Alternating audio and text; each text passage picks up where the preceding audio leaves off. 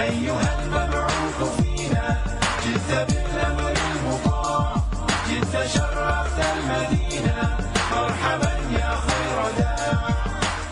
Assalamu alaikum and welcome to another episode of the Y Factor, listeners. Forms the horizon, sand dunes form in the distance. He's up and out in an instant. The crowd, they all were waiting, watching and anticipating. A man appears from afar. Could he be the one sent by Allah? He shouts, here comes the prophet. His face is a light that drives out the darkness. Words are alive, his message is living, pure everywhere. Our voices are singing. So today is another Thursday and the girls are back on the mics after a very long time, I guess. Just busy with some things. And so today is Thursday the 13th. That's right. And yesterday was the 12th of the 12th of the 12th. That was a pretty exciting day. Not really, but So we're back here for another exciting Y Factor episode.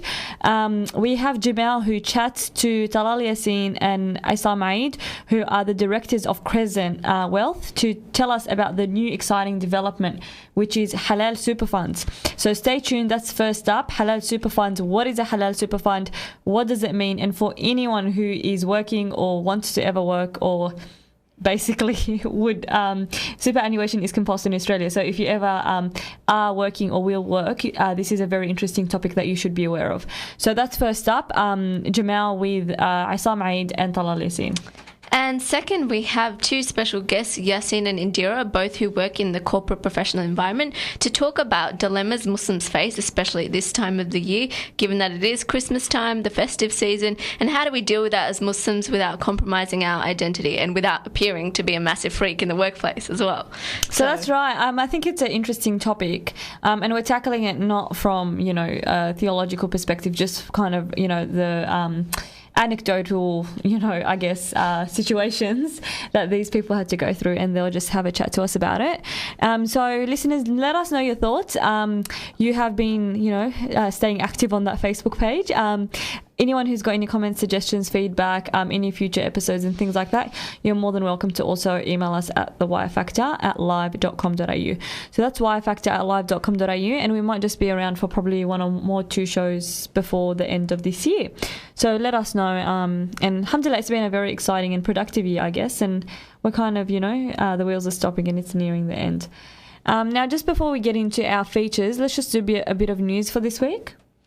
Okay, so we have a bit of a diplomatic crisis on our hand because the Foreign Minister of Greece, boycotted festivities on Wednesday marking 100 years of Albania's independence after its Prime Minister hailed a town over the border, so this is into Greece, as Albanian lands. That's interesting because the Albanians were kind of getting a bit psycho over their celebrations. They had a 14-ton cake.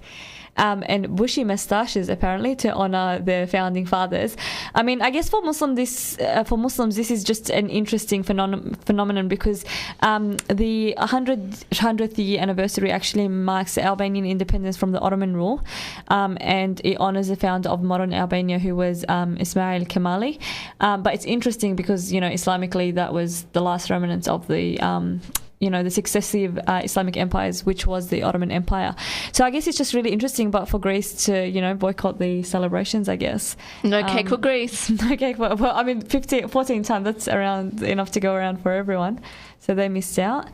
What else is happening? Well, yesterday, as we mentioned, was December the 12th, so 12th of the 12th of the 12th. And so we saw a record number of marriages at registries across New South Wales because couples just wanted to have, I guess, a unique wedding date, which, just, I guess, looks good on, invitations and all that sort of thing. I mean, it's interesting because one of the Sydney office for the BDM, Deaths and Marriages, booked 80 ceremonies on Wednesday, and usually they only have this was 10 times the amount that they usually have. So I guess couples were really kind of going crazy and wanting to get that. I guess you'll never be able to forget your anniversary. So for couples that did do anything, if you do forget, you'll get in lots of trouble, I guess. Now, onto something a bit more serious here. We saw 5 men arrested in dawn raids in in investigations into the drive-by shootings that have been occurring in Sydney southwest. So these were done by officers from the Middle Eastern Organised Crime Squad, Tactical Operations Unit, and police from the Southwestern Metropolitan Region. It's interesting because the morning raid, it was on a number of properties believed to be linked to the shooting in Old Guildford in July, and the suburbs targeted included Maryland's Bankstown and Punchbowl. And the police spokeswoman said that the raids have been completed, but investigations are still continuing. I mean, I guess it's nice to just hear this because, I don't know, I feel like Western Sydney over the last couple of months, it's been kind of crippled by this cycle of violence. And it's because just having a chat to a couple of friends over the weekend and things like that, especially people with children, Greenacre, Punchbowl and things like that, we used to be known as family suburbs. But now, parents are even afraid to kind of let their children, ride their bikes on the streets and things like that, just out of fear because, the gunshots are, before it used to be illegal fireworks, and I wish it stopped at that, but now the gunshots, or even sometimes, the sight of like 20, 30 men in hoods kind of just, loitering around certain areas can be pretty intimidating for passers-by that don't know what's going on. So I guess, these, and that's not to say that these, Middle Eastern Organised Crime Squad is without, its fault, but I guess just kind of that sense of security for people in the region to feel like something's going on. Otherwise, we'll be turning into the streets of Chicago soon. Now, back to international news. In Egypt, tens of thousands of Egyptians have marched on the presidential palace in Cairo, calling for President Morsi to stand down because, as we know, there's been a political crisis ever since he announced his constitutional referendum, which is actually due in just 4 days. I mean, the opposition protesters began dismantling a wall of enormous concrete blocks erected by security, so I guess they, expected this to come. And thousands actually continue to arrive, and he's in the northern suburbs of Heliopolis. So it's just, I don't know, I guess with Egypt it's interesting when you have the immense success of the Arab Spring, but then the region is very, very unstable now. And I guess it's actually really hard for people to kind of realize that with change and things like that, these are political processes that take time, and I guess it's actually it's a difficult situation for anyone in a leadership position to be able to assert some sort of authority, but then at the same time not look like a dictator because you've had years of dictatorship. And I guess people have kind of relishing in their newfound power of, I don't like, I'm going to protest. So I guess I really do sympathize with those in the country that kind of want progress, want change, but then at the same time how do you actually run a country without having, I guess, stable systems and things like that in place. So it's interesting to see what will be happening in Egypt, and I really do hope it doesn't lead to any more deaths because it's been really unfortunate, with the deaths, and it's mainly been civilians. Now, speaking of civilians, Australia's not any better. Well, that's debatable, Tesnim. But back to Australian news, the federal government, we've had this ongoing refugee crisis, if you want to call it that. So the federal government is going to defend its rights to keep refugees in indefinite detention by claiming a High Court judgment in relation to one Sri Lankan asylum seeker does not apply to boat people. That's right. 55 asylum seekers are actually currently being detained indefinitely because they have been found to be genuine refugees. So they can't actually be returned to their home countries under Australia's obligations. But ASIO has given them an adverse security assessment, so they can't be settled in Australia, and no third country is willing to take them. So you've got these genuine refugees. We're not talking about people, who we don't know. Genuine refugees that have been processed. But under our international obligations, we're not allowed to send people back to their countries if we have a suspicion or, a belief that they might be, I guess, persecuted in their home countries.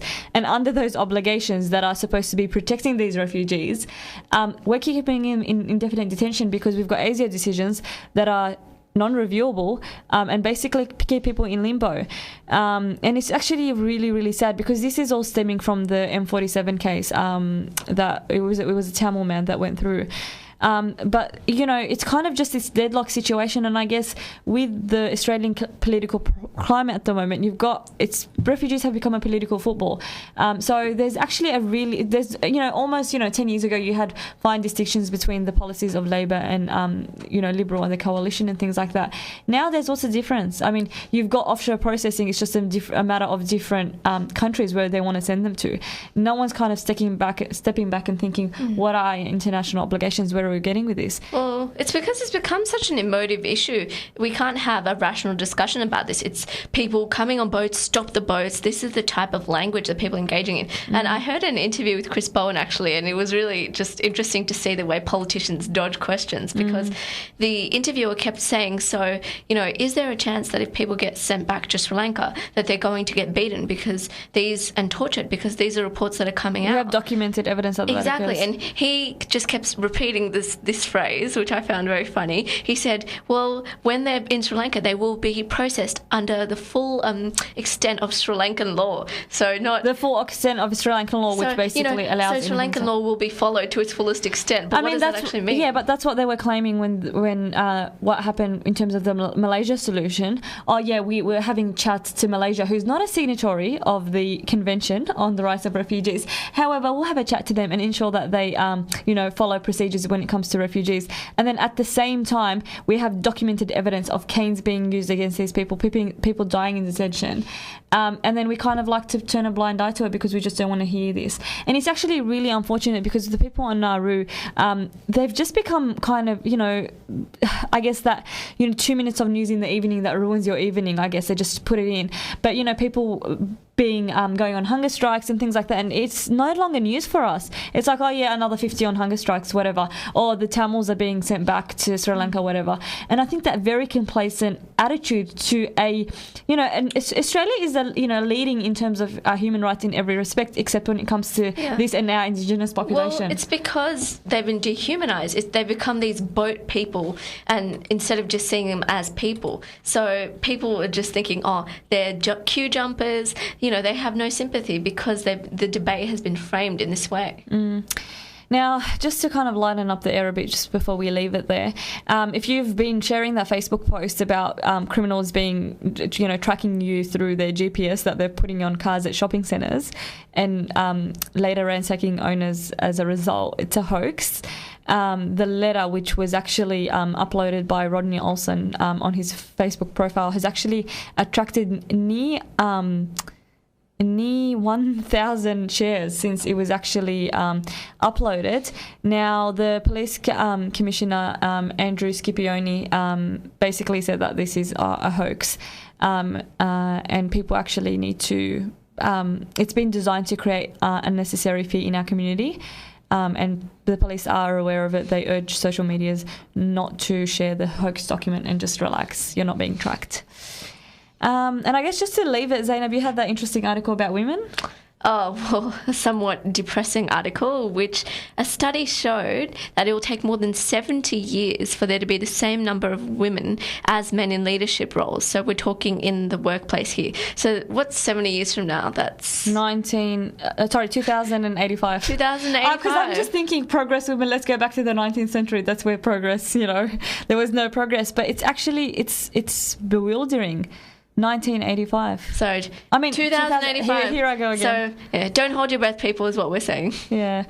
All right. So, I guess we'll leave it there. That's the news for this week. Stay tuned. First up, we have Jamal chatting to Islamic and Talal Yassin about the really, really exciting Halal Super Fund launch on Monday night.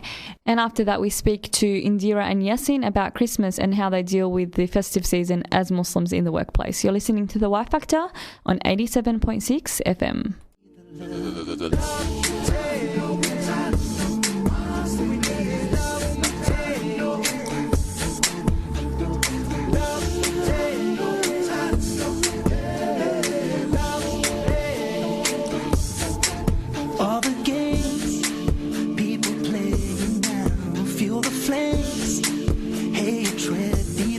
Let's spark a change that's within all of us.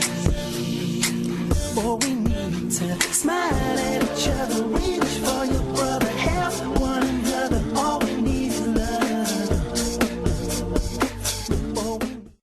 Welcome back to the Y Factor on 87.6 FM. I'm joined in the studio tonight by some very special guests, Brother Talal Yassin and Brother Isam Eid, who have some very exciting news for us. If you don't know about Talal and Isam, they have a record of a professional record that is longer than probably 100 people combined. You can probably Google their names and that could tell you a lot more than I could.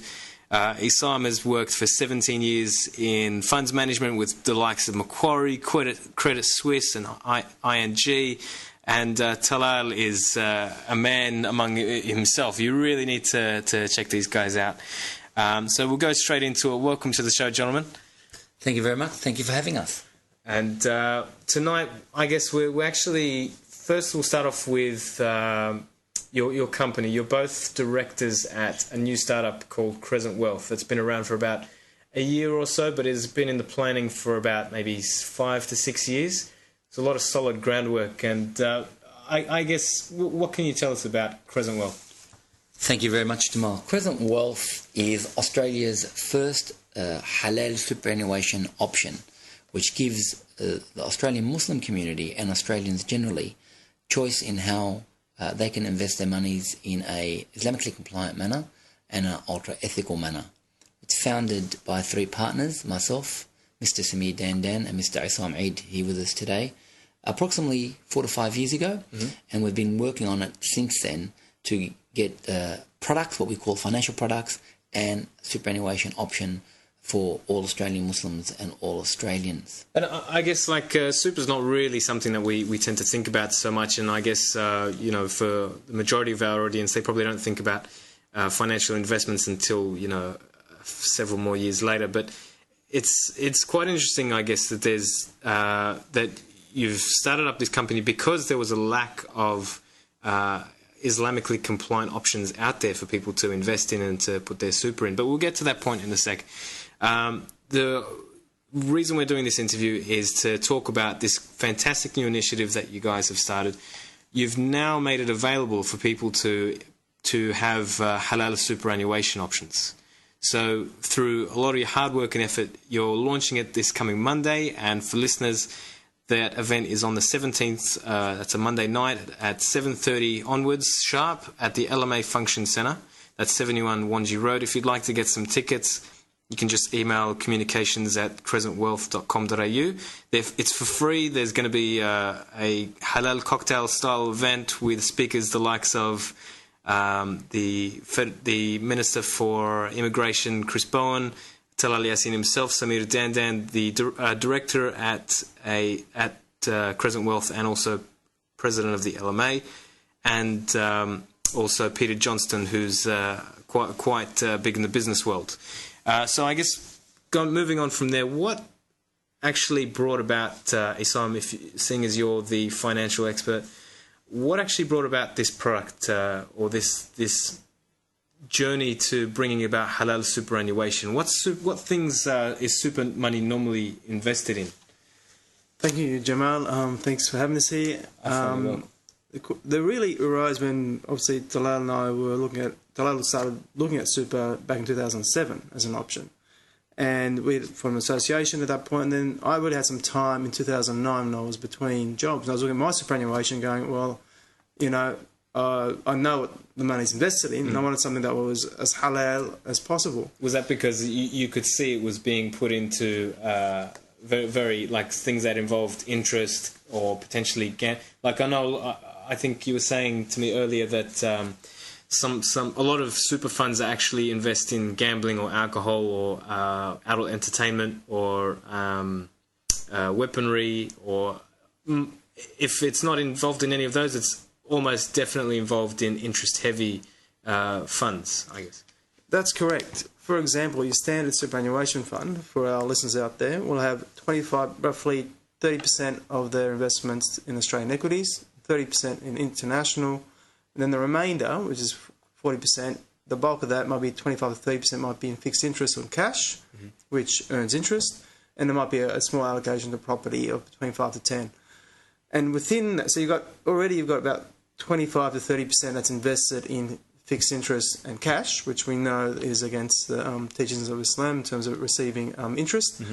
as a source of income. And then also within the equity components, they've been investing in companies like banks, alcohol, tobacco, gambling companies. So, for example, the Australian share market, the Australian All Ordinaries Index, which you see every day on the news that they report about, 1/3 of that market, of those stocks that make up that index, are banks and finance companies. So, even if they invested in direct proportion to the weights of those stocks, then 1/3 of your investment is in financial earning interest or involved in interest. That's fun. Not many people would actually think about that, I guess. Like most of the time, you start working, you put away your super to whoever your employer is, whoever they dedicate your super towards typically. Because I guess to the average Joe, every super pretty much looks the same. They're all offering fairly the same thing. So, but now I guess that we have this halal option available that's been approved by an internationally recognised board of, Islamic law experts, as well as being advised by a number of pioneers in the business world, who advise you guys. In a sense, people the likes of Nick Whitlam and Robin Sefiani and so forth. Going back to the product itself that you've now introduced, what is it exactly? What is the halal super? What do you invest in that makes it halal, for example? For example, we've taken your basic framework for a superannuation fund and basically made sure that each of those options, whether it's Australian equities, international, even the cash fixed interest component and also the property, complies with Islamic Sharia practice. And so, for example, with property, we ensure that none of our properties are highly levered or use debt. And then with our cash option, we have an agreement where we're using Islamic banks offshore who will provide a return that's that's compliant with Sharia practice offshore. So, for example, using currently HSBC Amana out of Malaysia to provide us with a commodity murabaha product, which provides a return for our cash product, cash fund that's compliant with our Sharia board and overseas practice. And then within equities, what we do is then we look and evaluate each of the companies that we're investing in to make sure they're not involved in businesses which would be non-compliant from an Islamic point of view. So banks, we don't invest in banks. Insurance companies, we don't invest in insurance companies. Alcohol companies, we don't invest in alcohol companies. Gambling companies, we don't invest in gambling companies. So that's your first level that you screen the businesses on. Then on top of that, you have a secondary financial screen where you look at financial ratios to make sure that you're investing, even though the business might be compliant from a Sharia perspective. So, for example, you might be in the printing business, investing in that. But if you're using too much debt in your business to do it, then there are limits to how much debt we're prepared to accept in that business to invest in it. If that breaches that threshold, then we will not invest in that company. And I guess also from a financial perspective, you're also looking at the companies that have a long history of great returns, I guess, and a good reputation that you end up investing in. So, ideally, yes, we want to make sure we invest in companies which are socially responsible as well. But that's a key requirement, and usually if they're involved in in activities which are detrimental to society, then they're usually Sharia compliant. Yeah. What are some of the companies you were mentioning them before? What are some of the companies that Crescent Wealth actually currently invests in? On the resources side, we invest in companies like BHP and Rio, which are well-known global companies. There's Woodside Petroleum, which exports gas from Australia to overseas. And there's a range of smaller businesses that are involved in software or services like ASZ, ASG Group, which is a IT provider to corporates here. So there's a broad spectrum of companies that we invest in, from well-known names right down to smaller businesses which are growing quite well, and we feel that there's valuation upside in those companies. That's good. Well, I guess point that I was thinking of earlier was a couple other prominent funds were actually revealed from other superannuation firms were revealed to be investing in tobacco, and one of them was actually a health fund, which is quite funny now that tobacco is actually or smoking has been proven to cause cancer. What ethical funds does Crescent Wealth actually invest in, or what sort of? Because I remember you mentioning Crescent Wealth has some environmental investments that they were looking to invest in. Is that correct? Where possible, as long as they're not using too much debt, we try and look for those companies which are environmentally responsible, or have very limited impact on the environment, and we do comply with the United Nations Principle of Responsible Investments. Oh, so that's a new. You're now a signatory of that, of UNPRI. Yep, Sigma, who actually manages the fund, is a signatory of the UNPRI. Fantastic. Well, I guess, Brother Salah, how can people sign up to Crescent Wealth? Well, on Monday night, on the 17th, all community members and non-community members are invited to the Lebanese Muslim Association Hall was at 71 Wanji Road.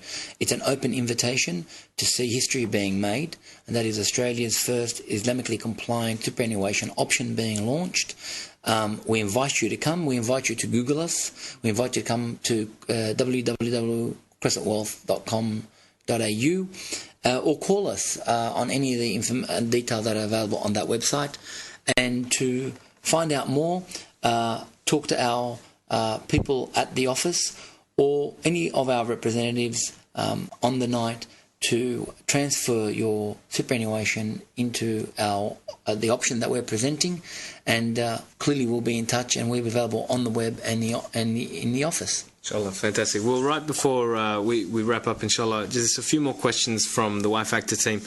How can people actually, how do your fees and costs and benefits compare to others as a super fund? Our fees, costs, benefits are comparable to all other averages in the market. So we're not much cheaper, and we're certainly not expensive. Mm-hmm. And I guess your benefits would be roughly the same as well. But as I was talking to you beforehand, your vision is really to be at the best, I guess, be at the top of the game in a few years' time. So Crescent Wealth has two aims to solve back from. First of all, that we will be Islamically compliant unashamedly at all times, and without a step back, first of all. That is our first value proposition. The second value proposition is that we aim to meet or beat market. So when you take all those things into account, all important things to you as a customer, we will meet or beat the market in terms of risk and in terms of performance. We've got exactly the same licenses, and we're set up exactly the same as everybody else in the market, in the sense that we have to be licensed similarly. And number two is that we have, we would say that we have a much better chance of getting a better return because we are new and we have hired a great team and a great sets of teams, and we are there to make a difference. Mm-hmm. And we are to make a difference in a transformative and disruptive way to the current industry, because we feel that we can do a lot better job. Fantastic. Well, it sounds like some great ideals there, but I guess from a consumer perspective, if we want to be following Crescent Wealth, something quite important to somebody who newly signs up to you, how do we keep track of your investing activities? As I said at probably the beginning of the interview, we're not creating a business here at Crescent Wealth. We're creating hopefully an institution that will live way beyond ourselves, and that will be that we'll be proud to, as members of the community, look on in this or next generation as something that we should not only trust and value, but something that brings enormous value and benefit to the community as we collectivise our wealth. You'll be able to keep up with us by simply going to our website and checking out our unit prices and how we're going and how we're tracking. You'll be able to receive newsletters from us, and you'll be able to call us and ask for specific information about your particular account, just like everybody else in the superannuation industry. Fantastic. Well, I guess superannuation, you're actually halal superannuation you were mentioning before. Is this a world first? I can happily and proudly say that the Crescent Wealth launch of its superannuation option on Monday night is the launch of the world's first dedicated Islamic pension fund. Mm-hmm. There are various elements of pension funds around the world in majority Muslim countries, but we are actually the first dedicated and specialized in this area. More particularly, we have a world first because we're in a very, very highly regulated country in terms of wealth management, and we have a very sophisticated and risk-averse climate in wealth management, and we're very proud to have been able to pass all the rigorous, onerous tests, processes and applications that we've had to put together to be able to get the license to launch such an option. Awesome. Well, I mean, it's been 6 years in the making, so it sounds like you guys have really put in the hard yards to make this possible for the community in order to build this institution that we really are lacking, I guess. So apart from all these great points, on a personal note, why if you were a consumer, you step back, why would you actually recommend Crescent Wealth to somebody else? It's a little bit difficult for me to step back since I'm the managing director of Crescent Wealth. But let me put three things as to why you'd consider Crescent Wealth, and I invite you to. And I invite you to support us and be with us and to take an interest in what's going on. First of all, we are a group of individuals who are trying to create an institution for the community for the longer term. On that basis alone, I invite you to take a very close look. Second of all, I believe that it is a requirement that all Australians have choice in their superannuation. And we have created a new choice today, whether you are from a Muslim background or not. We've created a choice for you that is ultra-ethical. That means it cares about where it invests and aims to meet or beat market at the same cost and at the same risk level. And third of all, I invite you to have a very close look at Crescent Wealth, because we're on a mission and a journey to create a trusted institution with integrity in terms of its investment, its style and its culture, and to give all Australians a respectful and dignified chance at retiring with an amount of money that allows them to live in such dignity and respect that they've become accustomed to. Fantastic. And if you want to be part of the launch of Australia's first halal superannuation option, you can get tickets by emailing communications at crescentwealth.com.au. So that's communications, COMMUNICATIONS, as you'd normally spell it, at Crescent, as in like the moon, CRESCENT, wealth, WEALTH.com.au. And all you need to do is send them an email about your background and about your interest in the event, and then they'll let you know whether or not there's space available to book you in as the who's going to be at this event. I've heard a lot of community leaders and business leaders are going to be there, and there's very limited space available. So if you'd like to get in, make sure you get in quick and book your ticket. Gentlemen, thank you very much for coming on to the show. I guess lastly, how do people sign up to their super to the Crescent Wealth opportunity? As of the 17th of December, please visit our website or call us on our 1300 number, or email us at communications@crescentwealth.com.au, and someone will take your call, take your inquiry, because you probably have some questions, and we will arrange one of our friendly representatives to come and see you or talk you through it over the phone. Barakallahu feek for coming onto the show, Brother Isam and Brother Salal, and Assalamu alaikum wa rahmatullah. Wa alaikum assalam wa rahmatullah. Thank you very much. Pleasure to be here. Expectation drowns us all inside. What you have should be what I want, 'cause what I have just ain't alright. The clothes I wear, the way I comb my hair, how I live, oh I don't care. This is who I am, this is me. Nothing, everything, can't you see who I am? Just let me be, 'cause like it or not, but God loves me, who I am. Today in the studio, we're going to be discussing all things related to the corporate world, and especially now with Christmas season coming up, it's especially relevant to consider what it means to be Muslim in the workplace. So with us today to discuss these issues, we have Indira, who is a 22-year-old UWS law graduate, and Yasin, who is a 22-year-old business advisor who's currently doing an MBA at UTS. Welcome to the show, guys. Thanks, Zainab. Thanks for having us, Zainab. Well, it's been our pleasure. So let's just get into it. And, it's kind of the exciting time where December comes around. People start pulling out, all the lovely Christmas decorations. Yes, they do. Yeah, and the hat goes out for kind of, Kris Kringle and Secret Santa and things like that. And I guess that's when, if you had been Muslim under the radar, it comes to the light. So, for example, when people ask you questions like, oh, so what's, the Christmas plans, or where are you going away, or what are you doing Christmas Eve? And you're like, well, I'm going to go to the mosque. It is a bit awkward. So I just wanted to have a chat to you guys about your experiences. So we might start with Yasin, as a male, and because with sometimes the females, when you have the hijab on, it's a very visible, identity. But with males, I guess, unless it's very well known in the workplace that you're a Muslim, it might not be that clear.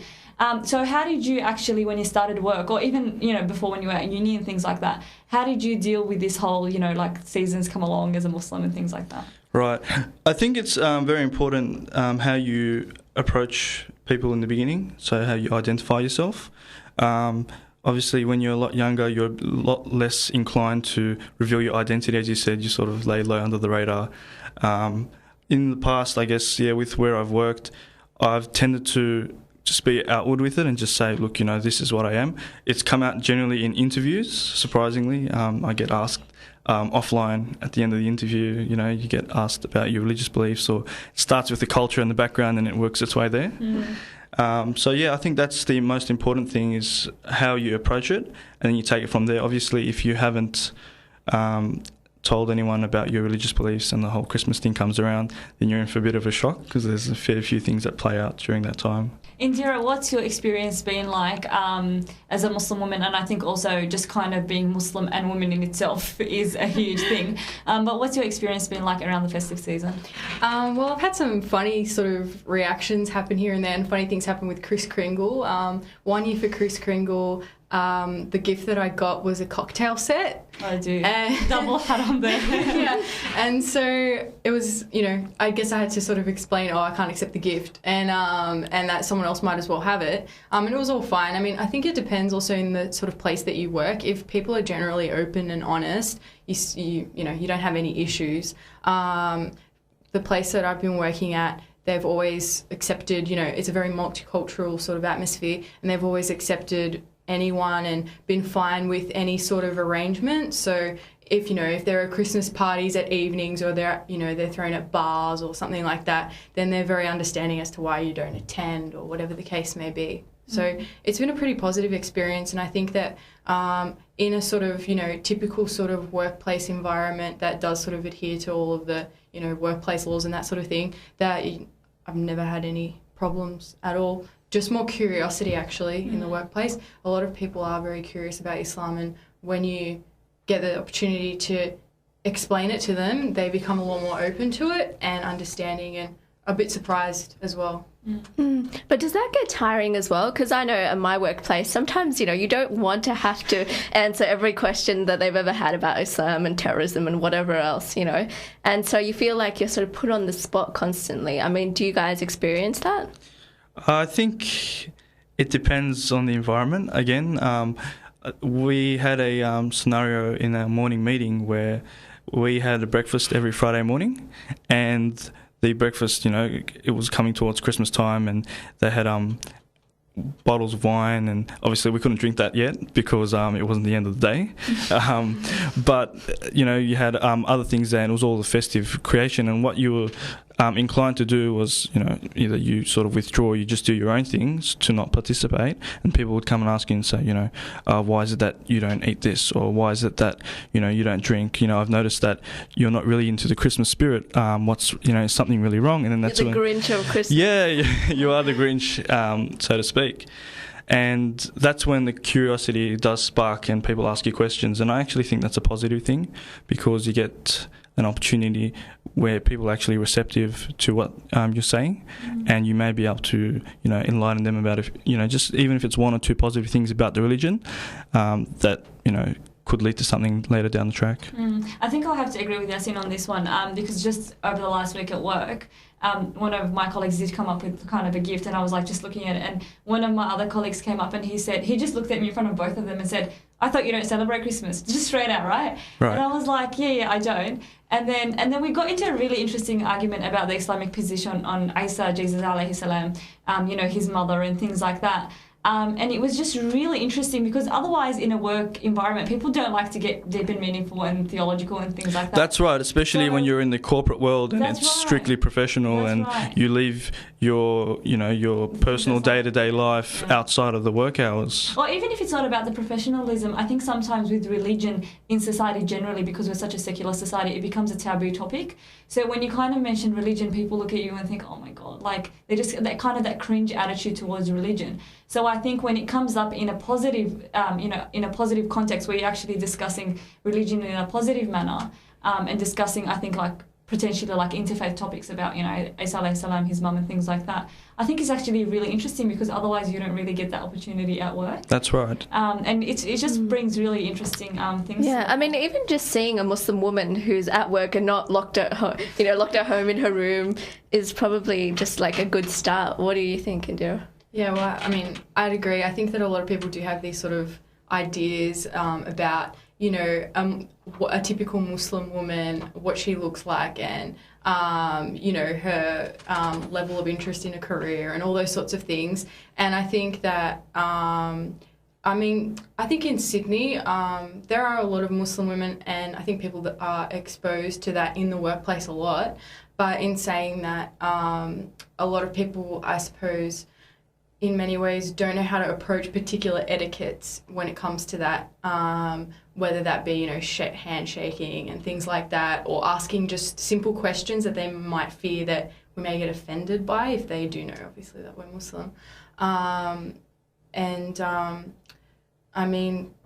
As a Muslim woman in a workplace, I've never had any issues, luckily. It's just more curiosity, and I find that it's pretty positive in that sort of sense because people do sort of become more open to it when they first see you as an individual sort of person that they're working with. Taking it back to the issue of the secularism and Christmas and things like that, I had a comment at work the other day, someone saying, "Oh, why don't you celebrate Christmas?" And I said, for religious reasons. And then the person turned around and said, Christmas has become so commercialised that it's no longer about religion. It's become basically about, gifts and Santa Claus and just that very commercial sense. Even at work, some workplaces have actually, forbidden the word of, Merry Christmas, and it's just become, seasons greetings and things like that. So taking it from like an Islamic perspective, I don't know, how have you guys combated the attitude of it's just a commercial thing? In Australia, we love all cultures and all religions. Why don't you just kind of participate? So I guess, have you guys come across this before? And if you have, how did you deal with that? I think personally for myself, coming from a banking perspective, people I've generally worked with haven't been too religious. So when I'm talking from a Christmas religious point of view, and it was more, just like your Mother's Day or your Father's Day or Easter, they sort of, Easter's another one that's very commercialised. They saw it as, it's coming towards the end of the year, it's time to celebrate the year's achievements and whatnot. And going back to what Indira said about the presents in the Kris Kringle, I found it to be probably offensive if I was to reject a present on the basis of the present.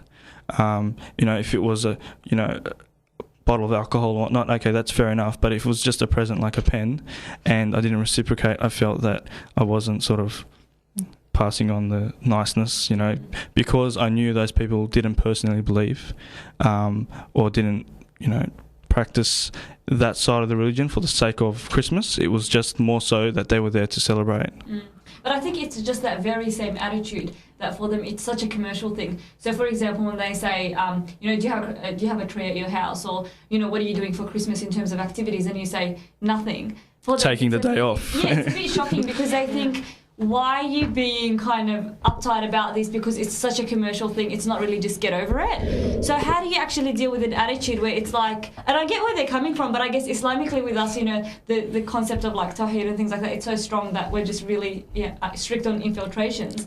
But then look at it from their perspective, it's just like a commercial thing, get over it, what's your issue? Well, I mean, for me, usually when I say to a colleague, when they ask me, what are you doing for Christmas? And I say, nothing really, just hanging out, you know. They're like, oh, that's so sad. Oh, I feel so sorry for you. Oh, why don't you come over for Christmas dinner? This sort of stuff, you know. And it's just like, oh no, it's okay. Actually, it's good. It's So now I sort of answer in this way. I say, oh, well, you know, I don't celebrate Christmas, but it's a nice day to have with the family because everyone has the day off. You know, nothing's work. Like, you know, there are no businesses in operation, so you can sort of have the time with your family. And that's what I say, and they were like, oh, that's nice, you know, so. Poor you. I think that's why it's kind of important as well to sort of like say, you know, we do have our own celebrations. So I know like with myself, I would like bring chocolates to work when it's the end of like Ramadan and it's Eid, just so they know like I'm not deprived, you know, I have my own holidays and, you know, we have our own things as well. But the question that I was going to ask was, do you ever have cases where people try and be accommodating but just completely miss the mark? Like, for example, you know, the one that always comes up is like, oh, you know, you can just come along to our, like, Friday night pub crawls, but you don't have to drink. Like, for example, my colleagues would say, oh, come along, we'll buy you a mocktail. And they think that they're being, like, really accommodating, but they don't actually realise, you know, this is totally off the mark. I don't know, have you guys... when they cater, like, lunch, they'll make sure it doesn't have bacon, but then the meat is not necessarily halal. And it becomes super duper awkward to explain halal isn't just no bacon, because that's what you've always said. Then you have to kind of get into the theology of, you know, me. I think it's all about the art of refusal, the way you refuse something. For example, going to the bar for drinks on a Friday night. The way I used to combat it is, thankfully I worked in a very accepting and very multicultural team, so people were very tolerant and they knew the culture I was from. So I'd say, for example, if somebody was to organise a Christmas party, I'd say, let me organise it. So then I'd do something, for example, a little more low-key. So I'd say, let's all go for a dinner at some restaurant on a Friday night. So it's sort of neutral, and you can bring family or, you know, make it a very casual outing rather than making it that club bar scene that you want to avoid. So that's how I actually organised our last, I wouldn't say it's a Christmas party, but it would be more like an end of year party. And, you know, so to speak, it wasn't really a party, but it was just a gathering. And that's how I combated it. Otherwise, you know, you'd have to let people know that, you know, you're not going to be attending. And like I said, just refuse it in a nice way. I really like, Yasin, how you brought up that proactive approach, because I had a friend who's in a managerial position, and they usually send out, you know, Christmas cards to all agencies and employees at the end of, you know, the year. And she was saying her method of dealing with it was she actually just sent, you know, thank you cards. So instead of season's greetings or even Merry Christmas cards, it was just like a thank you card. So thank you for your participation, you know, in blah for this year. And it's interesting because at the end of the day, that's the aim of these functions. You know, like whether it be the Christmas party or the Kris Kringle, it's just kind of that team bonding activities and initiatives and the thank yous that come out of it.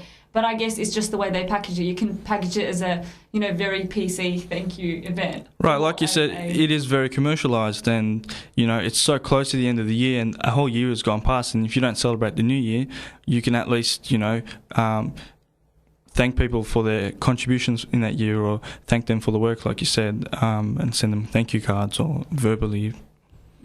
I think it's just interesting because it's these attitudes. I mean, going back a few years ago, you know, the whole, it had to be Christmas and it was Merry Christmas. It was very big. But now you can see that over the years that push towards kind of the complete secularization of the event. So even, you know, the Christmas decorations no longer have crosses and angels and things like that. They just become, you know, random shapes. Colourful. Yeah, colourful, pretty things, or, you know, season's greetings and things like that. So I think it's interesting the way, you know, things go in Australia as more, you know, multiculturalism emerges. And it becomes, you know, literally like celebration of, I guess, people and achievements rather than religious basis to things. And I think, I mean, it's a really nice time of the year. Everyone gets time off and everyone sort of, even though, I mean, it's well, to me, obviously, and to us, it's not about Christmas, but it is that sort of time that, like you were saying, you do have that team bonding sort of thing happening at work, and, you know, Christmas lunches and stuff like that, and people saying goodbye to for the end of the year, because, you know, usually most places close up for a couple of weeks. So it's a nice time of the year, and I guess it's, like Yasin was saying, you know, it's the art of refusal, because, like with that cocktail gift, the way that I refused it was of the essence, because if I was, you know, if I were to say it in a way that's sort of like, oh no, you know, I can't accept this, you know, it's haram, all this sort of stuff, they're obviously not going to understand that, and it's going to sound offensive. But in the sort of ways like, oh, I don't want it to go to waste, and, oh, thank you so much for the gift, and then someone offers to switch it or whatever the case may be, then, you know, you just sort of have to refuse the offer in a Diplomatic. A much more diplomatic way, and with alternatives like dinner at a restaurant or something like that. And yeah, most places I think are beginning to sort of catch on to this multicultural wave, and also women in the workplace as well, mothers in the workplace, that sort of thing. They can't, you know, go out and party all night for Christmas. So, yeah. Do you feel like in some ways kind of being Muslim and having these restrictions is actually positive? Because I don't know, just sometimes like after New Year's and you have a chat to people about, you know, the things that they got up to, the regrets, you know, the people that they got with it, they shouldn't have, that they have to see the next morning at work. Do you feel like sometimes it's kind of like a blessing in disguise, although at the time, you know, kind of refusing these events can be a bit awkward and you're placed in a situation, but later on, I guess, kind of as an employee, you realise like, you know, having these Islamic values and ethics that kind of permeates your way of life and way of work actually kind of cocoons or protects you from, you know, potential gossip, you know, who's gone with who, and then everybody's just, I mean, it happened to me, like on Monday, everyone was saying, oh, you know what this person did at work, and it just becomes this huge gossip session. I'm like, oh, thank goodness, you know, for the people who don't drink, because they get to gossip about everybody else who did things when they were drinking. So. Yeah, and also I think a really important thing that I've noticed is that when you do sort of stand up for what you believe in and for your own values, and it does sort of translate to respect in the workplace. People do respect you and see you as, you know, I mean, obviously you can have friends at work and all that sort of thing, but I mean, they see you as a professional and they respect you, and especially for standing by your values. And I've noticed that has been something consistent. I mean, a lot of people have sort of had this whole shame thing happen to them where they've been very respected in the workplace, and, you know, a Christmas party gone wrong, and all of a sudden everyone's talking about them and everyone's like, you know, not saying exactly positive things. So, yeah, in that way, I think that it's definitely positive. Now, just to conclude this, I just wanted to talk, kind of bring it back to a personal level. So as Muslims yourself, obviously, you know, being professional Muslims that have a very strong sense of your Islamic identity, but at the same time you've got all these other issues that you're kind of battling with identity and things like that. Do you feel like sometimes it takes, you know, these kind of really confronting situations to make you look back and, I guess, study your faith more, learn about it more, and appreciate your faith more? Because I don't know, I've just had, you know, sometimes just chats to people about things like this, and it's when you're actually questioned about something that you've believed in for so long that makes you go back and think, what am I actually believing in? And kind of a renewed sense of conviction and belief in what you've always believed in, I guess. I think it does apply. I think not only do you go back and learn or reaffirm what you've believed in, but at the same time, because it does put you on the spot, you don't know how you're going to react in a situation until you put into it. And in this situation, you know, if somebody was to approach you and ask about the Christmas party, and not only do you have to, you know, reaffirm and believe in yourself that this is why I'm not going, this is my response accordingly, but it gives you that sense of, you build that approach on how to talk to people, and how to not so much preach, but show your religion in a non-intimidating or non-threatening way. You know, if you hadn't worked with somebody, for example, from a non-Muslim point of view, if you hadn't worked with a non-Muslim and you didn't know why they didn't attend Christmas parties or why they didn't attend such things, you could just look at Islam and say, oh, Islam's this anti-social religion. They don't like to socialise, and that's not me, and that's why I won't become Muslim. It's not Australian. It's un-Australian, that's right. So it's interesting. Yeah, I definitely agree with what you said. I think that a lot of the time the most basic questions can sort of bring you to that point. Sort of explaining the religion to someone in the most basic sense, and also answering any questions that they have. It really does sort of, fill your heart with, appreciation that I am lucky enough to be blessed with this religion, and sort of, reaffirming all of the, basic tenets of the religion sure does forward that. And kind of like forced research, like you have to research to find out answers. So you don't for look them. stupid in front of other Yeah, people. and in that thing, it's like a self-discovery, I guess. So it's kind of, it's a really interesting path, and I think this is a really unique challenge that Muslims in the West face. And I think although sometimes, as Zaina mentioned earlier, it can get a bit full on because you feel like you're kind of this, ambassador that has to be like a model Muslim, citizen, I guess. Sure. Smile all the time, smile. But then at the same time, you feel like, you know what, it's kind of good that you've got this very high moral standard to live up to, because otherwise it's kind of just, it's really easy to just go under the radar and just do what you like and, not have ethics and morals, I guess. And I'm not saying, people without religion lack ethics and morals, but I think sometimes when you're put in a position where you're kind of, by duress, have to adopt ethics and morals of a very, very high standard, that can have a really transformative effect on you as a person. Sure. Actually, I studied this semester in uni. It was an international management subject, and what we were referring to was ethics and morals, and how, for example, in the corporate world, when you're a high-level manager, or to get into that position, how you shouldn't necessarily mould yourself or play with your own personal beliefs and values so that you can achieve a particular outcome. And they gave the example where, you're like this boat with an anchor. So you're anchored to the floor, but you've got this bit of room at top to sort of sway around, and that's where you do your explanations, or you do your polite refusals, or you participate in an activity in a more Islamic friendly way. And I think it's very important, like you said, that your morals and values need to be firm, and you sort of reaffirm this when you do discuss these issues with people. Well, I think that was great. I think we pretty much covered a lot of topics in there, and I just want to thank you guys for your time. And inshallah you have a very halal Christmas. Inshallah. Thank you very much for having us. With your family. And listeners, let us know about your, your experiences when it comes to December. And how you deal with, Christmas or otherwise. And yeah, just would love to know your thoughts. And you're listening to the Y Factor on 87.6 FM.